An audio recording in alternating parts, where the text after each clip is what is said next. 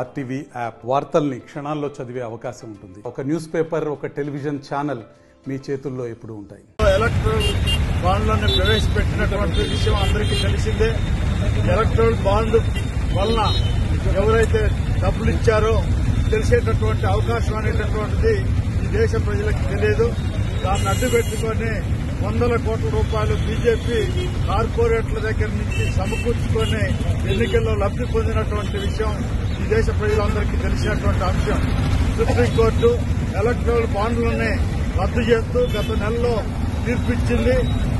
ఎవరైతే అంటే కార్పొరేట్ శక్తుల నుంచి ఎలక్ట్రల్ బాండ్లు కొనుగోలు చేసి ఆ రకంగా లబ్ది పొందినటువంటి వాళ్ళు ఎవరైతే ఉన్నారో అయితే ఏ పార్టీకి ఎంత ఇచ్చారు, ఎవరిచ్చారు అనేటటువంటి పేర్లతో సహా బహిర్గతం చేయాలనేటటువంటిది ఎస్బీఐకి ఆదేశించినప్పటికీ దాన్ని ఉల్లంఘిస్తూ చైర్మన్ మోడీకి అనుకూలంగా వ్యవహరిస్తూ ఇప్పట్లో సాధ్యం కాదు అనేటటువంటిది వాయిదాను కోరటం అంటే బీజేపీకి ఉపయోగపడేటటువంటి చర్య.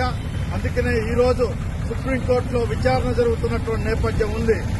6వ తారీఖు లోపల ఎన్నికల కమిషన్ కి వివరాలను ఇవ్వాలి, 13వ తారీఖు బహిర్గతం చేయాలి అనేటటువంటిది ఒకవైపు సుప్రీంకోర్టు ప్రకటించినప్పటికీ కూడా ఎస్బీఐ ఈ రోజు వాటిని తొక్కిపట్టేటటువంటి చర్యలు జరుగుతున్నటువంటి నేపథ్యంలో ఎస్బీఐ చైర్మన్ తక్షణమే రాజీనామా చేయాలని, అతనిపై చర్యలు తీసుకోవాలని, ఎవరైతే ఎలక్ట్రల్ బాండ్లతోటి లబ్ది పొందినటువంటి రాజకీయ పార్టీల యొక్క భాగోతాన్ని బహిర్గతం చేయాలనేటటువంటి దానికోసం సిపిఎం దేశవ్యాప్తమైనటువంటి ఆందోళనలో భాగంగా ఈ రోజు ఎస్బీఐ కార్యాలయం ముందు ఈ యొక్క ధర్నా కార్యక్రమం అనేటటువంటి చేస్తున్నాం.